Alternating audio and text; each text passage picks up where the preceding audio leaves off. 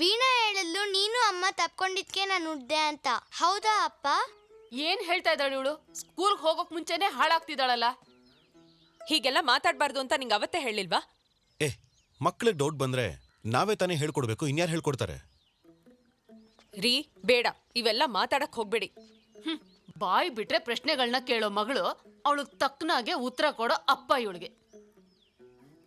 ಮಗಳೇ, ಅಪ್ಪ ಅಮ್ಮ ಇಬ್ಬರಿಗೂ ಇಷ್ಟ ಆದ್ಮೇಲೆ ನಾವು ಮದುವೆ ಮಾಡ್ಕೊಂಡ್ವಿ.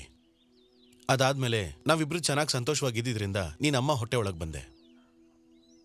ಹೀಗೆ ಅಮ್ಮನ ಹೊಟ್ಟೆಲಿದ್ದಾಗ ಪ್ರತಿ ತಿಂಗಳು ನೀನು ಬೆಳೀತಾ ಬಂದೆ. ನೀನು ಒದ್ದಾಡೋವಾಗ, ನೀನು ಪುಟ್ಟ ಕಾಲಲ್ಲಿ ಅಮ್ಮನ ಹೊಟ್ಟೆಲಿ ಒದೆಯುವಾಗ ಅವಳು ತುಂಬಾ ಸಂತೋಷವಾಗಿದ್ಲು. 10 ತಿಂಗಳು ಹೊತ್ತಿದಳು ನಿನ್ನ. ಅವಳೇ ನಿಮ್ಮಮ್ಮ.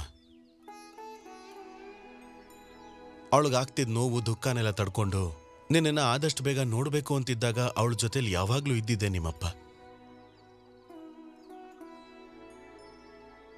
ಮಕ್ಕಳ ಬಗ್ಗೆ ಒಳ್ಳೆದನ್ನ ಯೋಚನೆ ಮಾಡೋದೇ ಅಮ್ಮ. ಅವರನ್ನ ಯಾವುದೇ ಕಾರಣಕ್ಕೂ ಅಳಿಸ್ಬಾರ್ದು.